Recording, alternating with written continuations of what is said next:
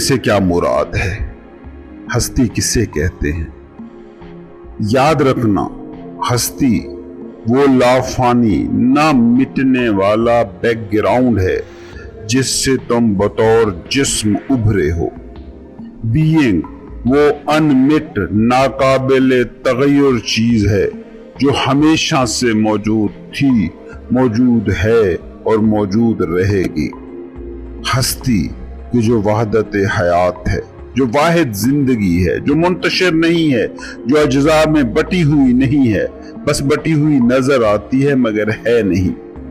یقیناً زندگی تمہیں بے شمار شکلوں میں نظر آتی ہے، بے شمار ناموں، حیاتوں اور سانچوں سے تم اسے پہچانتے ہو۔ یہ بے شمار نام، حیاتیں، شکلیں، ساختیں پیدا ہوتی ہیں، مرتی ہیں، لیکن ہستی پیدائش و موت سے ماورا ہے۔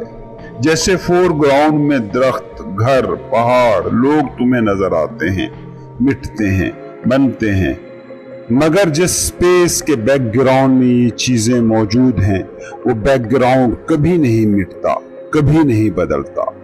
یہ پیش منظر، یہ درخت، انسان، پہاڑ، پتھر، تختہ سیاہ پر بنتے بکھرتے نقش ہیں، مگر بلیک بورڈ، تختہ سیاہ مستقل ہے۔ ہستی وہی بیک گراؤنڈ ہے جس میں تم ابھرتے ہو۔ بینگ نہ صرف ان سب سانچوں، ناموں اور شکلوں سے بالا ہے، بلکہ ہر نام، شکل، حیات، سانچے اور ڈھانچے کا اندرون بھی ہے۔ بینگ تمام موجودات کا نادیدہ اور ناقابل فنا ایسنس ہے، جوہر ہے۔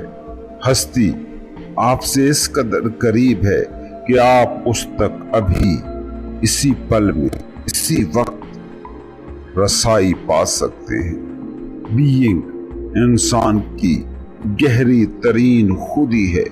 یہ انسان سمیت تمام موجودات کی حقیقی فطرت ہے، یہ ہونے کا ڈھنگ ہے، یہ ہونے کو ممکن بنانے والا فینومینا ہے، اگر اسے ذہن کے ساتھ سمجھا نہیں جا سکتا۔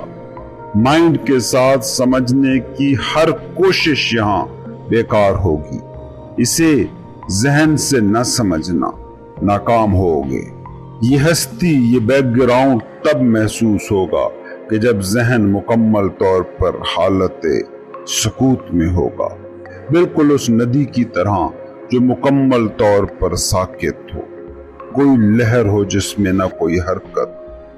تب ندی آئینہ بن جاتی ہے، ایسا آئینہ جس میں تمہارا عکس واضح اور مکمل ہوتا ہے۔ اب ذہن کے سکوت سے کیا مراد ہے؟ اس سکوت سے مراد ہے کامل حالت حضوری، پریزنس کی حالت، وہ حالت کہ جس میں آپ مکمل طور پر لمحے موجود میں موجود ہوں، جب آپ کی توجہ، فوکس مکمل طور پر پوری شدت کے ساتھ ناؤ پر، لمحے موجود پر ہو، اس وقت ہستی کو محسوس کیا جا سکتا ہے، مگر اسے ذہن کی سطح پر کبھی بھی نہیں سمجھا جا سکتا۔ آپ اس کے لیے مشہور لفظ خدا بھی استعمال کر سکتے ہو۔ ہستی از ایکول ٹو خدا، مگر اس لفظ کے ذات ایک مسئلہ ہے۔ لفظ خدا ہزاروں سالوں کے غلط استعمال کی وجہ سے معانی سے محروم ہو چکا ہے۔ اس لفظ کے ساتھ مسئلہ نہیں ہے، مگر اس کے ساتھ جیسے لوگ جڑ گئے ہیں اور لفظ کو ہی تقسیم کرنا شروع کر دیا ہے، وہ مسئلہ ہے۔ یہ تمہارا خدا، یہ میرا خدا۔ وہ لوگ جنہیں کبھی اس لفظ کے تقدس اور بے کنار وسعتوں کی ایک جھلک تک نصیب نہیں ہوئی، وہ بھی اس لفظ کو یوں یقین کے ساتھ استعمال کرتے ہیں جیسے جانتے ہوں کہ وہ کیا کہہ رہے ہیں، یا پھر جب منکر اس کے خلاف دلائل دیتا ہے تو جیسے وہ جانتا ہو کہ وہ کس کے خلاف دلیلیں لا رہا ہے۔ لفظ خدا کا غلط استعمال بے تکے عقیدوں کو جنم دے رہا ہے، عجیب سے مفروضوں کو اور انا کے سرابوں کو تخلیق کر رہا ہے۔ یاد رکھنا، لفظ خدا ایک علامت ہے، ایک سائن پوسٹ جو اشارہ کرتا ہے کائنات کی سب سے بڑی حقیقت کی طرف، ایسی حقیقت جو ناقابل تقسیم ہے، جو ذرے ذرے میں موجزن ہے، جو زندگی ہے، جو روح ہے، جو وحدت حیات ہے، جو نام اور شکل سے ماورا ہے، جو بینگ کا لفظی اظہار ہے۔ مگر جب لوگ ایسے فکرے کہتے ہیں، یہ میرا خدا، یہ تمہارا خدا، ہمارا خدا سچا، تمہارا خدا جھوٹا، تب خود اندازہ لگا لیں کہ کیا وہ اس حقیقت کو سمجھ رہے ہیں جس حقیقت کی طرف لفظ خدا اشارہ کر رہا ہے۔ دوسری طرف ہیں وہ لوگ جو خدا کی مخالفت میں دلیلیں لاتے ہیں، جیسے نیتشے جیسے مشہور فلسفر جو کہتا ہے خدا مر چکا ہے، God is dead۔ تو کیا وہ واقعی سمجھ رہا ہے کہ وہ جس کی نفی کر رہا ہے وہ کیا ہے؟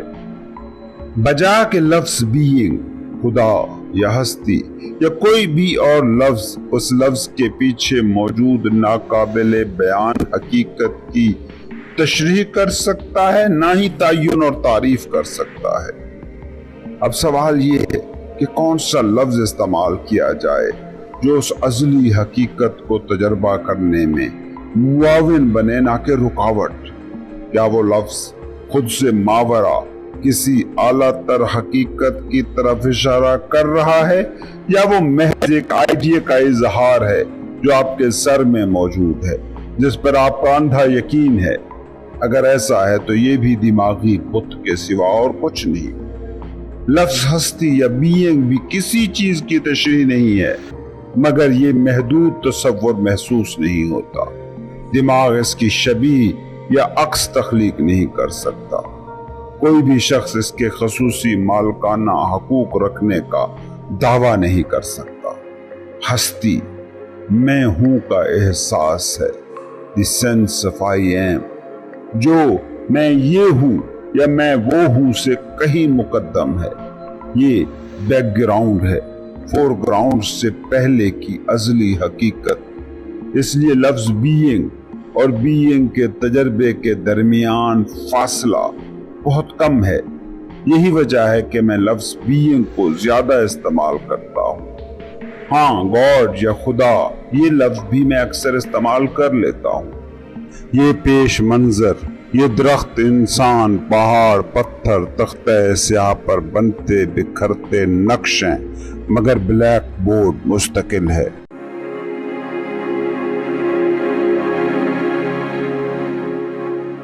سوال ہے کہ کیوں مائنڈ، دماغ، لمحے موجود کو، اس پل کو جینا پسند نہیں کرتا اور ماضی اور مستقبل کے درمیان ہی ہمیشہ جھولتا رہتا ہے، کبھی ماضی کے دکھ تو کبھی مستقبل کی فکریں۔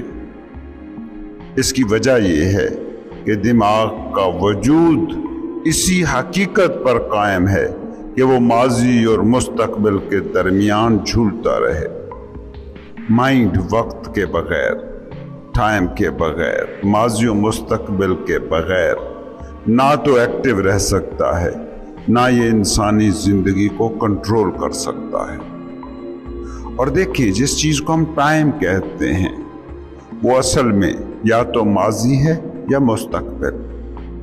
یہ جو موجودہ پل ہے، یہ جو ناؤ ہے، لمحہ موجود ہے، یہ اس ٹائم سے، اس کلاک ٹائم سے ماورا ہے۔ موجودہ پل بینگ کی اویئرنس ہے، ہستی کی آگہی ہے یہ پل، اور اویئرنس، یہ آگہی کسی ٹائم کی محتاج نہیں۔ جب آپ لمحے موجود میں مکمل طور پر موجود ہوتے ہیں، پریزنٹ ہوتے ہیں، الرٹ ہوتے ہیں، تو اس وقت ٹائم ختم ہو جاتا ہے۔ اور چونکہ دماغ کی سانسیں وقت کی، ٹائم کی آکسیجن سے ہی چلتی ہیں، اس لیے ٹائم کی گرفت سے آزاد لمحے موجود کو دماغ اپنے لیے خطرہ سمجھتا ہے۔ حقیقت یہ ہے کہ مائنڈ اینڈ ٹائم ایک دوسرے کے بغیر وجود ہی نہیں رکھ سکتے۔ ایک لمحے کے لیے سوچئے، یہ زمین ہے اور یہاں اس زمین پر ایک بھی انسان آباد نہیں ہے۔ یہاں صرف یا تو پودے ہیں یا جانور ہیں۔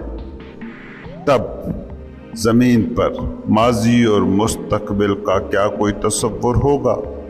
کیا تب بھی ہم ٹائم کو کسی بامعنی انداز میں استعمال کر سکیں گے؟ اس وقت کیا ٹائم ہے یا آج کیا تاریخ ہے؟ کیا اس طرح کے سوال تب بھی بامعنی ہوں گے؟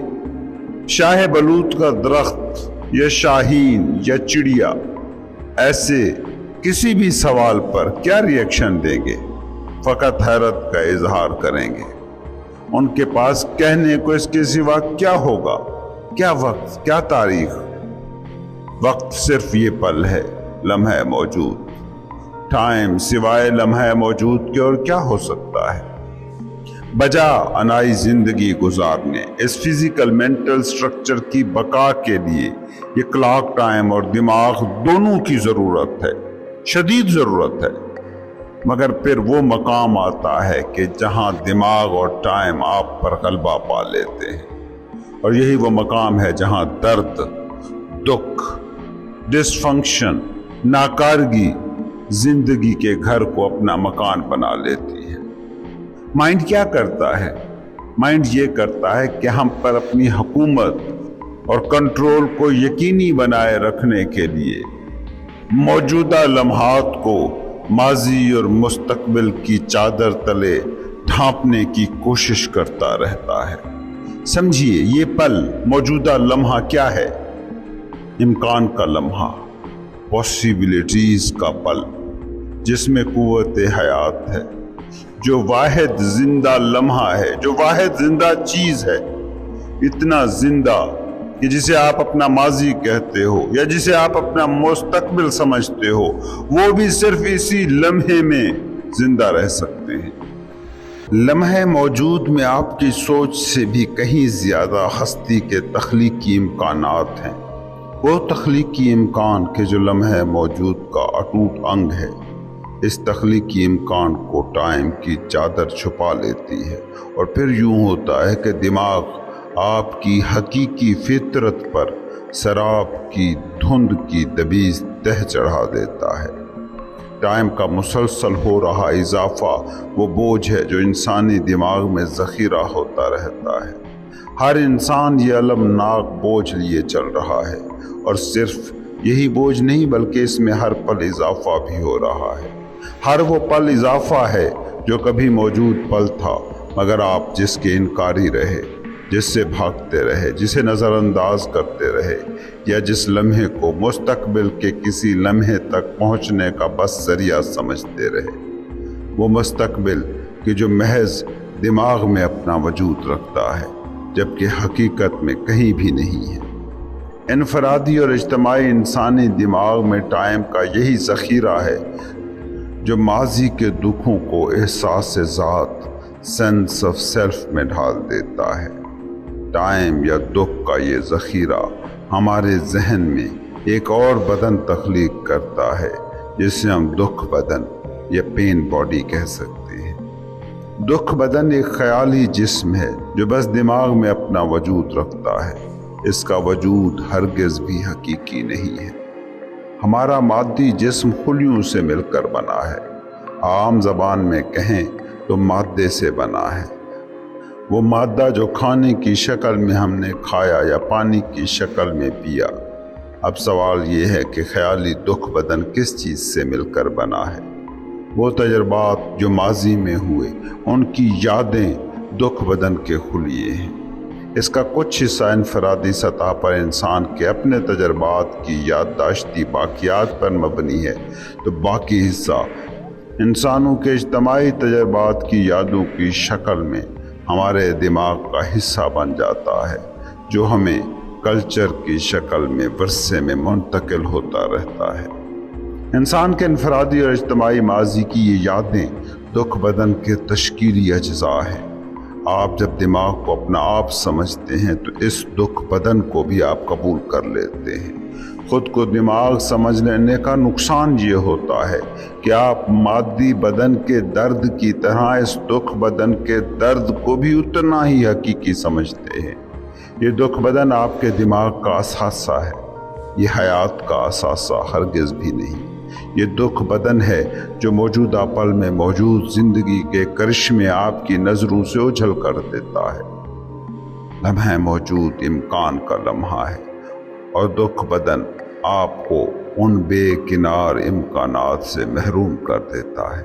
اگر آپ چاہتے ہیں کہ خود کے لیے اور دوسروں کے لیے مزید دکھ تخلیق نہ کریں، اگر آپ اپنے ماضی سے جڑے دکھوں کے ذخیرے میں اور اضافہ نہیں چاہتے تو مزید ٹائم تخلیق کرنا بند کر دیں۔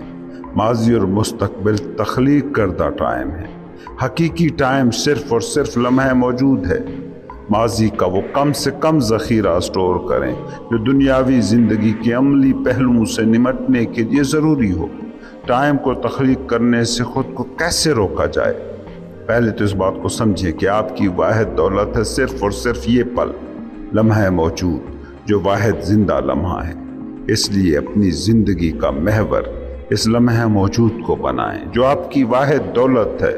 لیکن حقیقت یہ ہے کہ ہم عموماً ٹائم یعنی ماضی یا مستقبل میں پھنسے رہتے ہیں، اپنے لمحہ موجود کو ہمیشہ ملتوی کرتے رہتے ہیں کسی اگلے لمحے کے لیے جس کے بارے میں دماغ سوچتا ہے کہ وہ لمحہ اس لمحے سے بہتر ہوگا۔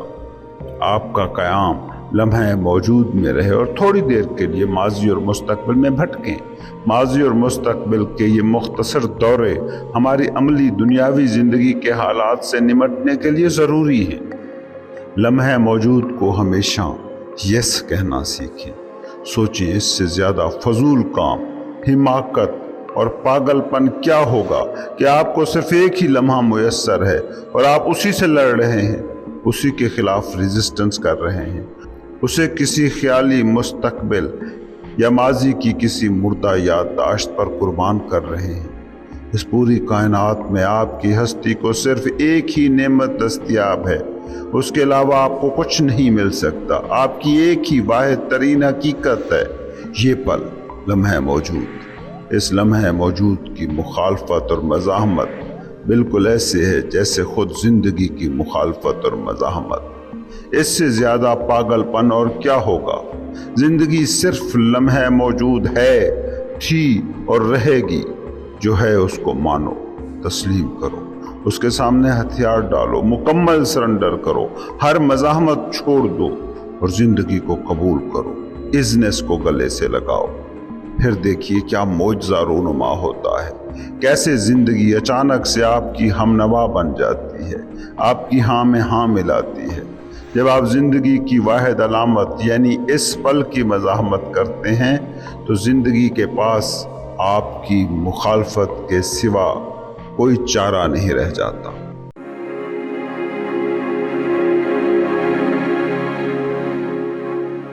انسان کہتا ہے میں خالی ہوں، کوئی اندر خلا ہے جس کو میں بھرنے کی کوشش کر رہا ہوں۔ یہی ہے نا ساری دوڑ دنیا کی۔ چھوٹی نوکری بڑی نوکری کو کیوں ڈھونڈ رہی ہے؟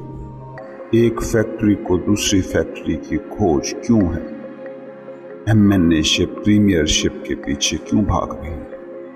10,000 کا بینک بیلنس 10 لاکھ کی جستجو میں کیوں ہے؟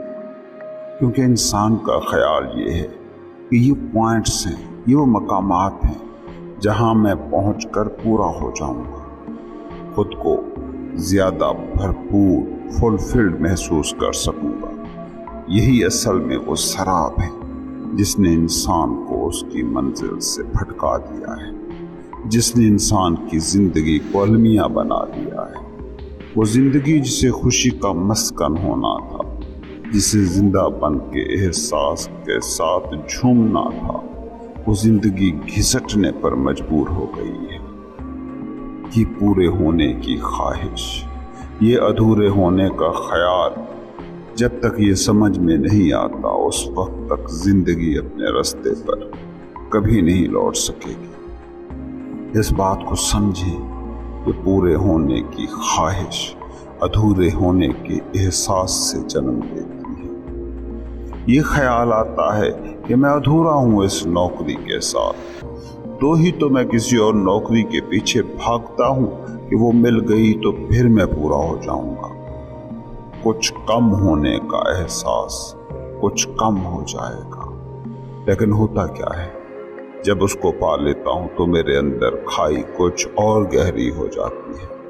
اب میں کچھ اور بڑا چاہتا ہوں تاکہ میرے اندر کے ادھورے پن کے احساس کو کچھ حوصلہ ملے۔ لیکن کیا کچھ بھی کبھی بھی کسی کے ادھورے پن کو مکمل کر سکا ہے؟ جس چیز کو یہ ماڈرن ورلڈ فلفلمنٹ کہتی ہے، کیا وہ قابل حصول ہے؟ سائنس اتنی ترقی کر گئی، اتنا کچھ جان لیا ہے، اور جتنا یہ زیادہ جانتی جا رہی ہے اتنا یہ مانتی بھی جا رہی ہے کہ علم میں اضافے کے ساتھ ہی یہ بھی پکا ہوتا جا رہا ہے کہ ہماری لا علمی بڑھ رہی ہے۔ آپ کا کیا خیال ہے کہ وہ کون سا پوائنٹ ہوگا جب سائنس یہ نعرہ لگائے گی کہ میں نے سب جان لیا؟ آپ کیا سوچتے ہیں کہ کون سا ملک ہے جو کبھی یہ اعلان کرنے کے قابل ہو پائے گا کہ میں عروج، خوشحالی اور معاشی ترقی کے اپنے کمال کو چھو چکا ہوں اور اب میں دوڑنا بند کرتا ہوں؟ کسی ایسے شخص کے بارے میں آپ سوچ سکتے ہیں جس کا ادھورا پن فلفلمنٹ، بھرپوریت کی منزل کو پا جائے گا؟ اس بات کو سمجھنے کی کوشش کیجیے۔ مکمل ہونے کی خواہش اس احساس کو جان لینے کا نام ہے کہ میں نامکمل ہوں، میں ادھورا ہوں، اور ادھورا پن جتنا بھی دوڑ لے وہ پورے پن میں نہیں ڈھل سکتا۔ اس لیے انسان ہوش کی زندگی سے قبر میں اترنے تک ایک ایسی دوڑتا ہے جس کو اس نے ہارنا ہی ہارنا ہے۔ ناکاملیت، ادھورا پن، چیزوں کے کم یا زیادہ ہونے سے جڑی کوئی حقیقت نہیں، یہ تمہارے اپنے احساس کی ایک کوالٹی ہے۔ چیزوں کی وجہ سے ادھورے نہیں ہو، اپنے اندر ادھورے پن کی وائرس کی وجہ سے تم ادھورے پن کا شکار ہو۔ تم ادھورے ہو، چیزیں ایک ہوں یا 100، وہ ہمیشہ پوری ہوتی ہے۔ اس لیے سمجھو کہ کوئی بھی ادھورا کبھی کسی مکمل کو نہیں پا سکتا۔ کوئی خود امپرفیکٹ ہو تو کسی پرفیکٹ تک وہ بائی ڈیفالٹ نہیں پہنچ سکتا۔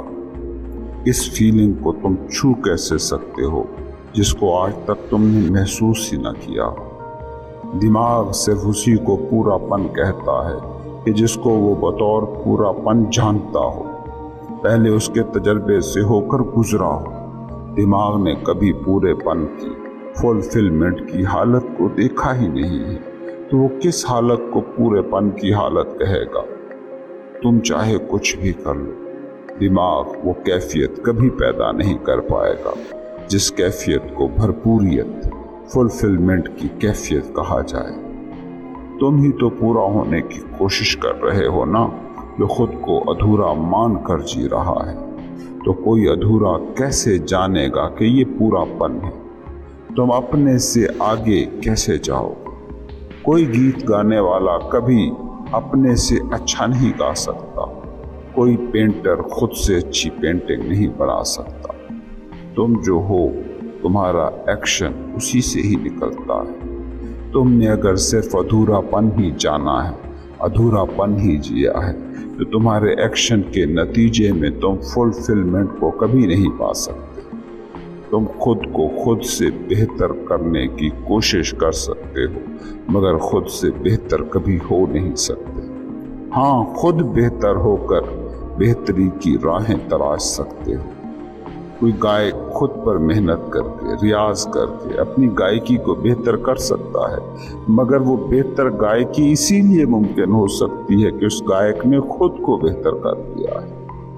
یہ مگر کبھی نہیں ہو سکتا کہ گائک خود تو وہی رہے جو کل تھا، مگر یہ سوچ لے کہ آج وہ گانا کل سے اچھا گا لے گا۔ خود میں کسی امپروومنٹ کے بغیر گانے کا بہتر ہونا ناممکن ہے۔ تم جو مکمل ہونا چاہتے ہو، بھر جانا چاہتے ہو، بھرپور ہونا چاہتے ہو، تم بھر جانے کی خواہش کر سکتے ہو، مگر تم جانتے ہی نہیں کہ بھرا ہونا کیا ہوتا ہے۔ اس لیے کوئی بھی حالت ہوگی، بھرا ہونے کی کیفیت پیدا نہیں کر سکے گی۔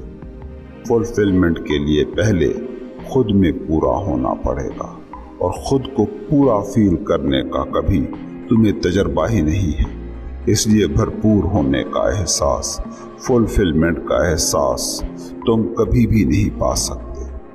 تم ادھورے ہو تو کوئی بھرپور کیسے پا سکتے ہو؟ یہی تو انسان کی زندگی ہے۔ ہر انسان کہہ رہا ہے اتنی تو میں کوشش کرتا ہوں مگر وہ نتیجہ نہیں ملتا، اتنا میں نے سر پیر مارا مگر تشنگی۔ تم بار بار خود کو ہی سامنے پاؤ گے، تم جو بھی کرو گے آگے خود کو کھڑا پاؤ گے۔ تشنگی جو سامنے آ رہی ہے وہی تو تم ہو، اسی لیے تمہارے ہر ایکشن کا نتیجہ ایک ہی ہوتا ہے، ہر کامیابی کا پھل ایک ہی ہوتا ہے، اور کامیابی یہ اگلی کامیابی مجھے بھر دے گی، مگر اس وقت تو میں نامکمل ہوں۔ تو کسی نامکمل کی کوشش کے نتیجے میں کچھ مکمل کیسے مل سکتا ہے؟ امپرفیکٹ کے ایکشن کا نتیجہ پرفیکٹ کیسے ہوگا؟ ایک پینٹر ہے، ناکامل ہے، غیر پختہ ہے، وہ کامل پختہ تصویر کیسے بنائے گا؟ ایک کیلکولیٹر ہے، فالٹی ہے، وہ سوالوں کے درست جواب کیسے دے گا؟ تم ادھورے ہو، کامل کیسے ہو گے؟ دوڑتے ہو اس کوشش میں، اس خواہش کے پیچھے کہ کبھی تو کچھ ایسا مل جائے گا کہ جو مجھے پورا کر دے گا۔ لڑکے لڑکیوں کے پیچھے، لڑکیاں لڑکوں کے پیچھے، نوجوان ایمبیشنز کیریئرز کے پیچھے، سیاستدان الیکٹورل کامیابی کے پیچھے، اعلیٰ تعلیم یافتہ کسی بڑی نوکری کے پیچھے، چھوٹا فیکٹری اونر کسی بڑی بزنس امپائر کے پیچھے دوڑ رہا ہے۔ کیوں؟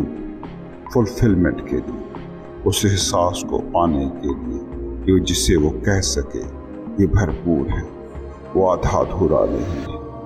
لیکن جو ایک پوائنٹ سمجھ نہیں پا رہے وہ یہ ہے کہ جو کھوج رہا ہے وہ اگر کامل ہے، پرفیکٹ ہے، فلفلڈ ہے، بھرپور ہے، تو وہ جو بھی کھوجے گا، وہ جو بھی پائے گا وہ کامل ہوگا، وہ بھرپور ہوگا، وہ فلفلڈ ہوگا۔ کیونکہ جو آپ ہو اس سے نہ کم نہ زیادہ کچھ بھی آپ کو نہیں ملتا۔ تم اپنے آپ میں ادھورے ہو تو وزارت عظمیٰ کی کرسی پر بیٹھ کر بھی یہ ادھورا پن نہیں جائے گا۔ تم اپنے آپ میں پورے ہو تو ایک ٹیچر کی نوکری بھی تمہیں کامل کر دے گی، تمہیں پورا بھر دے گی، کیونکہ وزیر اعظم کی کرسی یا پرائمری ٹیچر کی کرسی بھرنے والی یا خالی رکھنے والی چیزیں ہیں ہی نہیں۔ تم اپنے سے زیادہ کچھ بھی نہیں پا سکتے۔ یہ اب انسان کی حالت ایک طرف ہے پورا ہونا، ایک طرف ہے پورا خالی ہونا، اور دونوں حالتوں کے بالکل درمیان میں ہے انسان جو نہ پورا خالی ہے نہ پورا بھرا ہے۔ کیونکہ پورا خالی ہونا، پورا بھرا ہونا دونوں کامل حالت میں ہیں۔ بھرے ہوئے میں آپ کچھ ایڈ نہیں کر سکتے، اور خالی پن میں کچھ بھی آپ چاہتے نہیں۔ انسان اس سینٹر میں کھڑا ہے اور اس کی پروگرامنگ ایسی ہوئی ہے کہ یہ ہمیشہ غلط سمت میں بھاگتا ہے۔ غلط سمت ہے کہ میں آدھا بھرا ہوں، چیزوں سے خود کو پورا بھر لیتا ہوں، حالانکہ درست سمت تھی کہ میں آدھا خالی ہوں، خود کو پورا خالی کر لیتا ہوں۔ یاد رکھیں، خود کو خالی کر سکنا آپ کے بس میں ہے، لیکن خود کو دوسروں سے یا دوسری چیزوں سے بھرنے کے لیے آپ کو دوسرے پر منحصر ہونا پڑے گا، اور دوسرے پر جو منحصر ہو گیا وہ تو ویسے ہی کبھی پورا نہیں ہو سکتا۔ جس کی کامیابی کسی اور پر منحصر ہو، اس کی کامیابی کو کیسے کامل کامیابی کہو گے؟ وہ تو ڈھہ جائے گی اس وقت جب وہ دوسرا نہیں رہے گا۔ اگر دولت تمہیں بھرنے والی چیز ہے تو جس دن دولت جائے گی تمہارا پورا پن بھی جائے گا۔ ہاں، تم خالی پن سے بھر سکتے ہو، تم ایمپٹینس میں فلفلمنٹ، مکمل بھرپوریت، مکمل بھراؤ پا سکتے ہو، اور کوئی بھی راہ نہیں ہے، کیونکہ خالی ہونے کے لیے، مکمل خالی ہونے کے لیے آپ کو کچھ بھی نہیں کرنا۔ کوئی چیز، کوئی عہدہ، کوئی نوکری، کوئی رہن سہن، کوئی طرز اتوار، کوئی مذہب فرقہ، کوئی نیا نظریہ، کوئی نیا آدرش، کچھ بھی نہیں چھوڑنا۔ بس یہ خواہش چھوڑنی ہے کہ مجھ کو میرے سوا کوئی بھر سکتا ہے، اور جیسے ہی یہ احساس تم میں پیدا ہوگا کہ مجھ کو میرے سوا کوئی بھی कभी नहीं भर सकता तो तुम अपने खालीपन से पूरे भर जाते हो। ये कामिल होने की कैफियत है। अब जो खुद कामिल हो वो कोई भी एक्शन करेगा, कुछ भी, वो कामिल होगा। क्योंकि जैसे तुम ये नहीं जान सकते कि मुकम्मल भरा होना क्या होता है, उसी तरह फकीर ये नहीं जानता कि अधूरा होना और अनफुलफिल्ड होना क्या होता है।